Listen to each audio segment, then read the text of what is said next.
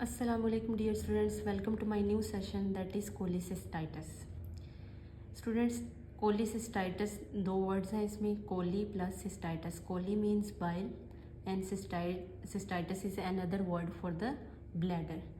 तो cholecystitis collectively क्या हो गया, gall bladder.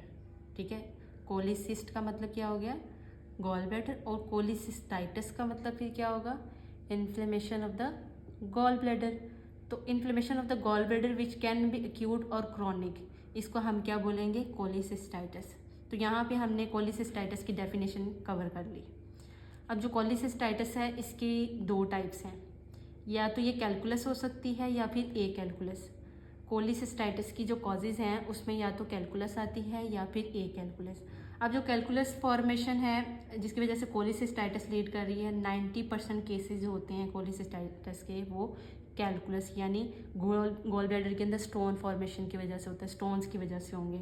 Gall bladder stone obstruct करता है आपके बाइल फ्लो को. बाइल फ्लो की ऑब्स्ट्रक्शन की वजह से क्या होता है, बाइल जो है वो गॉल ब्लैडर के अंदर जो है कलेक्ट होता रहता है और उसके अंदर केमिकल रिएक्शन स्टार्ट कर देता है, गॉल ब्लैडर की टिश्यूज़ की ऑटोलाइसिस स्टार्ट कर देता है, जिससे क्या होगा, गॉल ब्लैडर के अंदर एडिमा होगा, ब्लड वेसल जो है वहाँ पे कंप्रेस करेंगी, जिससे गॉल ब्लैडर के ब्लड फ्लो के अंदर जो है वो कॉम्प्रोमाइज़ हो जाएगा वो, और इससे gangrene of the gall bladder with perforation. तो गॉल ब्लैडर जो है वहाँ पे नेक्रोसिस स्टार्ट हो जाएगी, गैंग्रेन की तरफ जाएगी और अल्टीमेटली परफोरेशन भी हो सकती है, गॉल ब्लैडर लीक कर सकती है. ठीक है, तो कैलकुलस में कोलीसिस्टाइटिस की जो कैलकुलस कॉज है वो 90% केसेस हमारे पास कैलकुलस कोलीसिस्टाइटिस के आएंगे. ठीक है, जिसमें स्टोन फॉर्मेशन की वजह से बाइल फ्लो ऑब्स्ट्रक्ट कर देता है गॉल ब्लैडर को और गॉल ब्लैडर के अंदर एडीमा और इन्फ्लेमेशन स्टार्ट हो जाती है. जो ए कैलकुलस है यानी जिसके अंदर स्टोन फॉर्मेशन नहीं होती, अगर गॉल ब्लैडर के अंदर स्टोन फॉर्मेशन नहीं है और फिर भी वो कोलीसिस्टाइटिस की तरफ जा रहा है, तो उसकी ये कॉजेज़ हो सकती हैं. क्या कॉजेज़ हैं, मोस्टली जो मेजर सर्जिकल प्रोसीजर्स होते हैं उनके बाद हो जाता है कोलीसिस्टाइटिस मोस्टली पेशेंट्स को. ट्रोमा, बर्न या सिस्टिक डक्ट ऑब्स्ट्रक्शन की वजह से, यानी सिस्टिक डक्ट जो कि गॉल ब्लैडर के अंदर जब बाइल स्टोर होता है तो वो सिस्टिक डक्ट के थ्रू जो है वो कॉमन बाइल डक्ट में आता है और वहाँ से आपकी स्मॉल इंटेस्टाइन डुओडेनम में जाता है. तो अगर सिस्टिक डक्ट ऑब्स्ट्रक्ट कर जाती है गॉल ब्लैडर के स्टोन की वजह से, तो उस वजह से भी क्या होगा, कोलीसिस्टाइटिस होगा, जैसे कि यहाँ पे मैंने गॉल ब्लैडर स्टोन फॉर्मेशन के अंदर बताया. तो मल्टीपल ब्लड ट्रांसफ्यूजन्स के जो है वो भी एक कॉज है, कोलीसिस्टाइटिस को लीड करती है. फ्लूइड इलेक्ट्रोलाइट इम्बैलेंस, अगर डिहाइड्रेटेड है पेशेंट बहुत ज़्यादा तो कोलीसिस्टाइटिस के चांसेस ज़्यादा हैं. बाइल बहुत ज़्यादा थिक हो जाता है, बाइल जो है वो बाइल स्टेसिस की वजह से क्या हो जाता है, वहाँ पे बाइल डक्ट ऑब्स्ट्रक्शन हो जाती है, बाइल डक्ट कंप्रेस, वो जो अडीमा है और ब्लड वेसल कंप्रेस होना शुरू हो जाती हैं उसके अंदर गॉल ब्लैडर ऑब्स्ट्रक्शन की वजह से. ठीक है, तो ये ए कैलकुलस कॉजेज़ हैं जिनमें हमने जो है पोस्ट ऑप कॉम्प्लिकेशंस के अंदर trauma, burn, cystic duct obstruction की वजह से, कोई बैक्टीरियल इन्फेक्शन है गॉल ब्लैडर का उसकी वजह से कोलीसिस्टाइटिस हो सकता है, मल्टीपल ब्लड ट्रांसफ्यूजन की जो है वो कॉम्प्लिकेशन में आ जाता है. इसके अलावा फ्लूइड इलेक्ट्रोलाइट इम्बैलेंसेस की वजह से, जिसकी वजह से बाइल स्टेसिस होना शुरू हो जाती है, बाइल रुकना शुरू हो जाता है बहुत थिक होने की वजह से, जिसकी वजह से सिस्टिक डक्ट ऑब्स्ट्रक्ट कर जाती है, ब्लॉक हो जाती है और पीछे गॉल ब्लैडर के अंदर बाइल की जो है वो कलेक्शन की वजह से वहाँ पे ऑटोलाइसिस स्टार्ट हो जाती है. ठीक है, ये होगी इसकी ए कैलकुलस काज. तो कोलीसिस्टाइटिस में या तो कैलकुलस हो सकता है या फिर ए कैलकुलस हो सकता है. अब अगर गॉल ब्लैडर के अंदर स्टोन फॉर्मेशन हो जाए तो उसको हम कोलीलिथियसिस बोलते हैं. ठीक है, ये एक अनदर टर्म है कोलीलिथियसिस, जिसका मतलब है आपकी गॉल ब्लैडर के अंदर स्टोन फॉर्मेशन हो गई है. कैलकुलाई और stone formation in the gall bladder from the solid constituents of bile. Bile के जो सॉलिड कॉन्स्टिट्यूएंट्स हैं, जो उसके इंग्रेडिएंट्स हैं, उसकी प्रेसिपिटेशन की वजह से, उनके कलेक्ट होने की वजह से क्या हो जाता है, गॉल ब्लैडर के अंदर स्टोन फॉर्मेशन हो जाती है. ठीक है, अब जो गॉल ब्लैडर स्टोन्स हैं वो दो तरह के होते हैं, या तो पिगमेंटेड होते हैं या कोलेस्ट्रॉल कंटेनिंग स्टोन्स होते हैं. पिगमेंटेड गॉल स्टोन्स जो होते हैं वो अनकंजुगेटेड पिगमेंट की वजह से जो है वो बाइल के अंदर जो अनकंजुगेटेड पिगमेंट होते हैं वो प्रेसिपिटेट करके क्या कर देते हैं, स्टोन की फॉर्म ले लेते हैं. 10 to 15% केसेज होते हैं गॉल स्टोन्स के, कोलीलिथियसिस के, वो पिगमेंटेड स्टोन कंटेनिंग होते हैं. अब इनकी जो इंसिडेंस है वो लिवर सिरोसिस के जो पेशेंट्स हैं, हिमोलिसिस के जो पेशेंट्स हैं, या जिनके अंदर बिलियरी ट्रैक का इन्फेक्शन रहता है, उन पेशेंट्स के अंदर कोलीलिथियसिस के चांसेस ज़्यादा होते हैं. दे डू नॉट रिजॉल्व और dissolve, they have to remove surgically. तो इनको हमें डिजॉल्व जो है नहीं कर सकते हैं, तो इन्हें हमें सर्जिकली रिमूव करना पड़ता है, पिगमेंटेड स्टोन्स होते हैं. ठीक है। जो अनकॉन्जुगेटेड यानी नॉन सोलुबल है वाटर के अंदर, वो पिगमेंट क्या करते हैं, बाइल के अंदर प्रेसिपिटेट करके स्टोन की फॉर्म ले लेते हैं। 10 to 15% बहुत कम केसेस जो हैं वो पिगमेंटेड स्टोन के होते हैं लीवर सिरोसिस के पेशेंट में, और इनको हम डिजॉल्व नहीं कर सकते, सर्जिकली रिमूव करना पड़ता है। तो पहली जो pigmented stone gall bladder stone है उसको हमने कर लिया कवर। सेकेंड हमारे पास आती है कोलेस्ट्रॉल कंटेनिंग स्टोन। अब जो कोलेस्ट्रॉल स्टोन्स हैं, कोलेस्ट्रॉल स्टोन जो है वो विच इज़ नॉर्मल, अब जो बाइल है उसके अंदर बाइल एसिड होते हैं, कोलेस्ट्रॉल होता है, वाटर होता है। अब जो उसके अंदर कोलेस्ट्रॉल है, फैट है, वो क्या करती है, वो जब सोलुबल नहीं होती वाटर के अंदर तो वो एक स्टोन की फॉर्म ले लेती है। इन गॉल स्टोन्स प्रॉन पेशेंट्स जिनके अंदर स्टोन फॉर्म बनने के चांसेस जो हैं वो ज़्यादा है। There is decrease bile acid synthesis, उनके अंदर बाइल एसिड की सिंथेसिस कम हो जाती है to form stone and increase cholesterol which precipitate. अब बाइल एसिड कम हो गए, कोलेस्ट्रॉल का लेवल ज़्यादा हो गया, अब ये प्रेसिपिटेट करेंगे, मिलके क्या कर लेंगे, स्टोन की फॉर्म ले लेंगे and act as an irritant that produces inflammatory changes in the mucosa of the gall bladder. तो ये क्या करेंगे, अब ये जो कोलेस्ट्रॉल स्टोन्स बन गए हैं ये गॉल ब्लैडर की जो म्यूकोजल लाइनिंग है उसको इरिटेट करेंगे, वहाँ पे इन्फ्लेमेटरी प्रोसेस जो है वो इंड्यूस करेंगे। It account for 75% of cases. तो कोलेस्ट्रॉल स्टोन जो हैं वो मोस्टली कोलिलिथियासिस के पेशेंट के अंदर इनके चांसेस ज़्यादा होते हैं, इनके केसेस ज़्यादा देखेंगे कोलेस्ट्रॉल स्टोन्स के, ठीक है। इसमें बेसिकली क्या होता है, बाइल एसिड की सिंथेसिस कम होती है जबकि कोलेस्ट्रॉल ज़्यादा होता है बाइल के अंदर, ठीक है।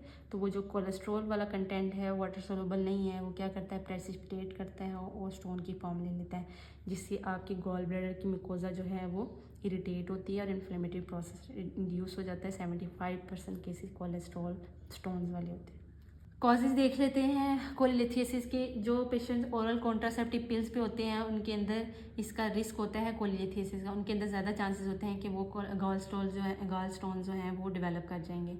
एस्ट्रोजन का अगर लेवल ज़्यादा है बॉडी के अंदर तो वो भी गॉल स्टोन्स को लीड करता है। In with the time of period ये इंक्रीजिंग एज भी एक फैक्टर है, रिस्क फैक्टर है जो कि गॉल स्टोन्स को जो है वो आगे लीड करता है। मैल अब्जॉर्प्शन अगर बाइल साल्ट्स की हो रही है पेशेंट के अंदर, फॉर एग्जांपल जीआईटी की डिजीज या टी ट्यूबल फिस्टुला है, उन पेशेंट्स के अंदर भी जो है वो गॉल स्टोन के चांसेस ज़्यादा होते हैं। इलियर रिसेक्शन, अगर इलियम का पोर्शन हम जो है वो रिमूव कर देते हैं, उन पेशेंट्स के अंदर भी गॉल स्टोन्स यानी वो जो सिस्टिक डक्ट है उसकी ऑब्स्ट्रक्शन, कॉमन बाइल डक्ट की ऑब्स्ट्रक्शन जो है वो चांसेस ज़्यादा होते हैं। डायबिटिक पेशेंट्स जो हैं उनके अंदर भी ट्राइग्लिसराइड्स का लेवल ज़्यादा होने की वजह से कोलेस्ट्रॉल स्टोन जो है वो बन सकते हैं। ओबेसिटी के अंदर भी सेम यही कंडीशन है, कोलेस्ट्रॉल स्टोन जो है वो फॉर्मेशन हो सकती है। सिस्टिक फाइब्रोसिस, तो लास्टली हमारे पास सिस्टिक फाइब्रोसिस के जो पेशेंट होते हैं जो एक इनहेरिटेड जेनेटिक डिजीज़ है, ठीक है, जिसके अंदर आपकी जीआईटी के डिसऑर्डर्स आते हैं, लंग डिजीज आ जाती है। तो सिस्टिक फाइब्रोसिस के पेशेंट के अंदर भी देखा गया है कोलिलिथियासिस के जो है वो रिस्क ज़्यादा होता है, चांसेस ज़्यादा होते हैं। ओरल कॉन्ट्रासेप्टिव, एस्ट्रोजन का इंक्रीज लेवल, इंक्रीज एज या मेल एब्जॉर्प्शन हो रही है बाइल साल्ट्स की जीआईटी डिसऑर्डर्स की वजह से, इलियर रिसेक्शन के बाद, डायबिटिक पेशेंट्स के अंदर, ओबेसिटी के अंदर और सिस्टिक फाइब्रोसिस के पेशेंट्स के अंदर इनके चांसेस ज़्यादा होते हैं किसके, गॉल ब्लैडर स्टोन फॉर्मेशन के।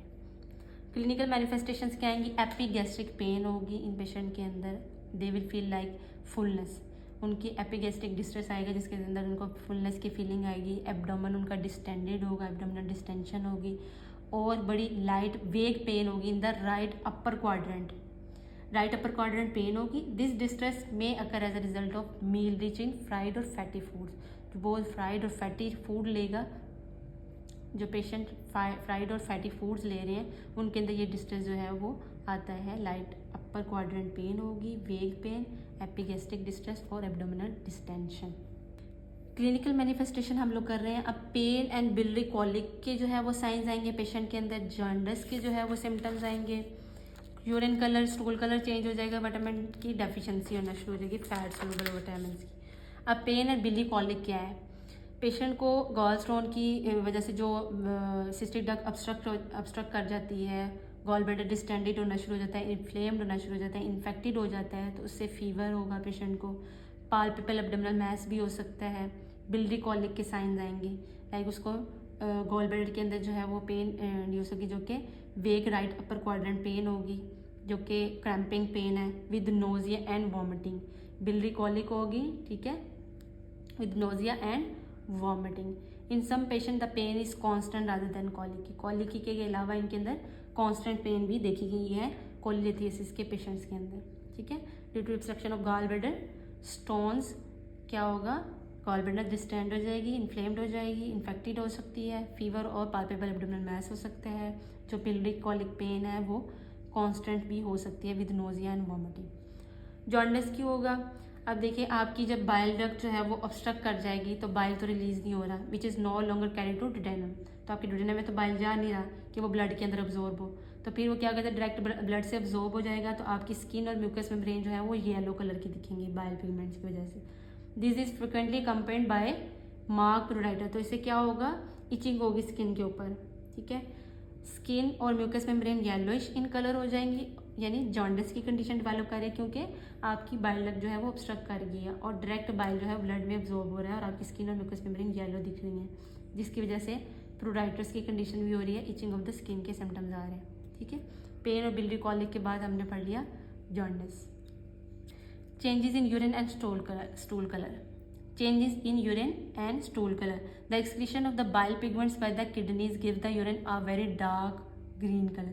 अच्छा, अब जब आपका बाइल जो है वो डायरेक्ट ब्लड में अब्जॉर्ब हो रहा है तो आपकी किडनी से जो एक्सक्रीशन होगी यूरिन के थ्रू, तो आपका यूरिन का जो कलर होगा वो डार्क कलर का होगा। और फीसिस जो कि नॉर्मली डुडेनम में आपकी वो बाइल अब्जॉर्प्शन होनी थी, वहाँ पे फैटी एसिड्स की जो है वो डाइजेशन होनी थी, और आपकी फीसिस का कलर जो है वो नॉर्मल ब्राउन कलर होता है। तो उससे क्या होगा, जब पिगमेंट आपकी डुडेनम में आपकी स्मॉल इंटेस्टाइन में अब्जॉर्ब नहीं हो रहा, वहाँ से आपकी इंटेस्टाइन्स के अंदर नहीं जा रहा, तो वो फीसिस का कलर कैसा होगा, उसमें बाइल पिगमेंट ना होने की वजह से वो ग्रेइश इन कलर होंगे या क्ले कलर्ड होंगे, ठीक है। तो बाइल पिगमेंट्स की एब्जॉर्प्शन जीआईटी में ना होने की वजह से आपके फीसिस का कलर जो है वो ग्रे होगा, ठीक है। और किडनी से क्योंकि वो एक्सक्रीट हो रहे हैं तो यूरिन का कलर डार्क कलर का होगा, ठीक है, वेरी डार्क कलर यूरिन होगा। विटामिन डेफिशिएंसी होगी क्योंकि आपकी बाइल डक्ट की ऑब्स्ट्रक्शन की वजह से क्या हो रहा है, जो फैट सोलुबल विटामिन हैं जो बाइल के थ्रू अब्जॉर्ब होने हैं, फॉर एग्जाम्पल विटामिन ए है, डी, ई एंड के है, इन पेशेंट्स के अंदर इनकी एब्जॉर्प्शन नहीं होगी। फॉर एग्जाम्पल विटामिन के की अगर डेफिशिएंसी हो जाती है, एब्जॉर्प्शन नहीं होती, तो उस पेशेंट को ब्लीडिंग के चांसेस हो सकते हैं in case of any trauma and injury, ठीक है। हमने इसके सिम्टम्स में क्या क्या देख लिया अभी तक, epigastric pain, abdominal distension, right upper quadrant pain, pain है बिली कॉलिक के साइंस हैं, जॉन्डिस है, डार्क कलर यूरिन है, स्टूल का कलर जो है वो चेंज हो गया है, विटामिन डेफिशिएंसी आ रही है ड्यू टू द एमाइल एब्जॉर्प्शन ऑफ द विटामिन। अब असेसमेंट और डायग्नोस्टिक फाइंडिंग्स इसकी कौन कौन सी होंगी। अब हमने इसके लिए कौन कौन से टेस्ट करवाने हैं to diagnose the gall bladder stone यानी कोलिलिथियासिस की कंडीशन को कंफर्म करने की। एब्डोमिनल एक्सरे करवा सकते हैं, एब्डोमिनल एक्सरे करवाएंगे तो हमें स्टोन की जो है वो यहाँ से रूल आउट हो जाएगा। अल्ट्रासोनोग्राफी करवा सकते हैं, रेडियोन्यूक्लाइड इमेजिंग और कोलेसिस्टेनोग्राफी करवा सकते हैं। ये एक रेडियो एक्टिव जो है सब्सटेंस हम इंट्रावेनस देंगे या पेशेंट को स्वेलो करने के लिए देंगे, उससे हम जो है वो पिक्चर्स ले लेंगे, इमेजेस ले लेंगे to rule out the cholelithiasis condition. Cholecystography x ray procedure है जिसमें हमने गॉल ब्लैडर को जो है वो उसके इमेज लेना है और देखना है कि यहाँ पे स्टोन फॉर्मेशन है नहीं है। ERCP करवा सकते हैं to find the cause of unexplained abdominal pain, या येलो कलर आ रही है स्किन की, जॉन्डिस की कंडीशन है, तो उसमें हम क्या करेंगे, एंडोस्कोपिक रिट्रोगेड कोलेंगो पेंक्रियाटोग्राफी करवाएंगे, ठीक है। तो इसमें हम डिटेल एग्जामिनेशन कर लेंगे, आया एब्डोमिनल पेन क्यों हो रही है, स्किन पेल क्यों हो रही है, इसमें हमें मोर इन्फॉर्मेशन मिलेगी, पेंक्रियाटाइटिस से रिलेटेड भी, लीवर के कैंसर से रिलेटेड भी, पेंक्रियाज प्लस बाइल डक्ट से रिलेटेड भी जो है वो हमें इन्फॉर्मेशन मिल जाएगी with ERCP endoscopic retrograde cholangiopancreatography, ठीक है। ये हमारे पास हो गए diagnostic finding, assessment, abdominal x-ray, ultrasonography, radionuclide imaging और कोलेसिस्टोग्राफी, कोलेसिस्टोग्राफी और ERCP। मेडिकली इसको कैसे मैनेज करना है, हमने रिड्यूस करना है एक्यूट एपिसोड जो आ रहे हैं गॉल ब्लैडर पेन के, ठीक है, जो पेशेंट को कॉलिक पेन हो रही है या कांस्टेंट पेन आ रही है उसको हमने रिड्यूस करना है और उसको स्पोर्टिव मैनेजमेंट देनी है प्लस डाइटरी मैनेजमेंट करनी है। लिथोट्रिप्सी भी कर सकते हैं जैसे हम किडनी स्टोन्स को ब्रेक करते हैं। नेक्स्ट हम देख लेते हैं सर्जिकल मैनेजमेंट, इसमें हम 2 प्रोसीजर परफॉर्म करेंगे, कोलिसिस्टेक्टमी और कोलिडिकोस्टमी। कोलिडोस्टमी। अब कोलिसिस्टेक्टमी जो है वो लेप्रोस्कोपी अप्रोच यूज़ करेंगे, जिसमें हम क्या करते हैं, गॉल ब्लैडर को लेप्रोस्कोपिक अप्रोच यूज़ करते हुए रिमूव कर देते हैं, या फिर कोलिडोस्टमी कर सकते हैं। इसमें हम आपकी जो गॉल ब्लैडर है, कॉमन बाइल डक्ट है, उसके अंदर जो है वो ओपनिंग बनाते हैं और वहाँ से जो गॉल ब्लैडर के अंदर फ्लूइड कलेक्ट हुआ है, जो भी एब्सेस है, उसको हम ड्रेन कर सकते हैं। ड्रेन करने से जो है वो पेशेंट की कोलिसिस्टाइटिस या कोलिलिथियासिस की कंडीशन जो है वो हम स्टोन्स भी रिमूव कर सकते हैं, ठीक है, डिपेंड करता है ऑन द कंडीशन। तो कोलिसिस्टेक्टमी 2 अप्रोचेज है हमारे पास। कोलिसिस्टेक्टमी कर सकते हैं, या तो हम गॉल ब्लैडर को इजीली रिमूव कर सकते हैं with the help of laparoscope, या फिर कोलिडोस्टमी कर सकते हैं, कोलिडोस्टमी कर सकते हैं, जिसमें हमने क्या करना है, बाइल डक्ट के अंदर ओपनिंग बनानी है, एब्डोमिनल ओपनिंग, और वहाँ से फ्लूइड को जो है वो हमने ड्रेन आउट कर लेना है गॉल ब्लैडर से, ठीक है। ये हमारे पास 2 सर्जिकल प्रोसीजर आ गए। अब कोलिलिथियासिस के पेशेंट के हमने न्यूट्रिशनल और सपोर्टिव थेरेपी में क्या करना है, उसकी रेस्ट को प्रमोट करना है, IV फ्लूइड्स दे सकते हैं डिहाइड्रेशन को जो है करेक्ट करने के लिए, एनाल्जेसिक्स, पेन किलर्स दे सकते हैं, NG ट्यूब सक्शन कर सकते हैं। अगर NG ट्यूब पास की हुई हमने पेशेंट की जो है उसकी केयर करनी है, NG के एंटीबायोटिक एजेंट्स दे रहे हैं इन्फ्लेमेशन को रिड्यूस करने के लिए, इन्फेक्शन को क्योर करने के लिए, कुक्ड फ्रूट्स देने हैं हमने, नॉन गैस फॉर्मिंग वेजिटेबल्स और लो फैट लिक्विड्स, हमने फैट कंटेनिंग डाइट जो है वो हमने इसमें कम करनी है। अब कौन सी चीज़ें हमने अवॉइड करनी है, एग्स अवॉइड करने हैं, चीज़ अवॉइड करनी है, फ्राइड फूड जो है वो अवॉइड करने हैं, क्योंकि फैट कंटेनिंग है, अल्कोहल को जो है वो हमने अवॉइड करना है, ठीक है। ये कुछ ऐसी डाइटरी मॉडिफिकेशन है जो हमने इसमें फॉलो करनी है, ठीक है। इनको हमने सपोर्ट करना है, प्रमोट करना है, और ये 4 चीज़ें हमने एग्स, चीज़, फ्राइड फूड्स और अल्कोहल जो है वो हमने फॉरबिड करनी है, ठीक है। ये इसकी न्यूट्रिशनल और सपोर्टिव मैनेजमेंट। फार्माकोलॉजिकल थेरेपी जो है वो हम क्या करवाएंगे, और जो डिऑक्सीकॉलिक एसिड जो है और कीनोडिऑक्सीकॉलिक एसिड, ये 2 ड्रग्स हैं जो हमने देनी है पेशेंट को, ताकि जो स्मॉल स्टोन्स हैं उनको डिसॉल्व किया जा सके। लेकिन जिनके अंदर फ्रीक्वेंट सिम्टम्स आ रहे हैं या सिस्टिक डक्ट जो है वो ब्लॉक हुई हुई है, पिगमेंटेड स्टोन्स हैं, तो उनके लिए हमें सर्जिकल अप्रोच यूज़ करनी पड़ती है, ठीक है। मेडिकल मैनेजमेंट में एक तो हमने पेन को रिड्यूस करना है, लिथोट्रिप्सी कर सकते हैं, या फिर ये 2 ड्रग्स दे सकते हैं जिसे हमने स्मॉल स्टोन्स को जो है वो क्या करना है, डिसॉल्व कर देना है। अगर फिर रिजॉल्व नहीं होती है कंडीशन और पेशेंट को जो है वो पिगमेंटेड स्टोन्स हैं और वो सर्जिकल अप्रोच की तरफ जाना चाह रहे हैं, तो फिर हमने कोलिसिस्टेक्टमी या फिर कोलिडोस्टमी कर सकते हैं, ठीक है। ये हो गए हमारी मेडिकल, सर्जिकल और nutrition plus pharmacological management. Students, आज हमने कोलिसिस्टाइटिस और कोलिलिथियासिस पढ़ा है। Cholecystitis inflammation of the gall bladder, cholelithiasis stone formation, calculi formation in the gall bladder, ठीक है। कोलिसिस्टाइटिस की 2 कॉजेज हैं। कोलिसिस्टाइटिस की 2 कॉजेज हैं, कैल्कुलस और ए कैल्कुलस। कोलिलिथियासिस के हमने 2 तरह के स्टोन्स पढ़े हैं, पिगमेंटेड स्टोन और कोलेस्ट्रॉल वाले स्टोन। कॉजेज हमने देख ली इसकी। क्लिनिकल मैनिफेस्टेशन, पेन देखी, बिलियरी कॉलिक है, जॉन्डिस की कंडीशन है, stool colour, urine colour change हो रहा है, विटामिन की डेफिशिएंसी हो रही है। कुछ असेसमेंट और डायग्नोस्टिक फाइंडिंग्स हमने देख ली। इसमें हमने 2 न्यू फाइंडिंग्स असेसमेंट और डायग्नोस्टिक प्रोसीजर देखे हैं, जिसमें रेडियोन्यूक्लाइड इमेजिंग और कोलिसिस्टेनोग्राफी है, plus retrograde ERCP endoscopic retrograde cholangiopancreatography है, ठीक है। ये हमने कुछ नए प्रोसीजर आज पढ़े हैं, ये हमने करवाने हैं to rule out the cholelithiasis condition. फिर मेडिकल, सर्जिकल, न्यूट्रिशन और फार्माकोलॉजिकल थेरेपी देखी। स्टूडेंट्स, इसके साथ हमारा आज का टॉपिक हो गया ख़त्म। आज हमने कोलिसिस्टाइटिस और कोलिलिथियासिस पढ़ा। ये इंपॉर्टेंट टॉपिक्स हैं, इनको अच्छे से देखिएगा। Take care of yourself. अल्लाह हाफिज़, बाय बाय।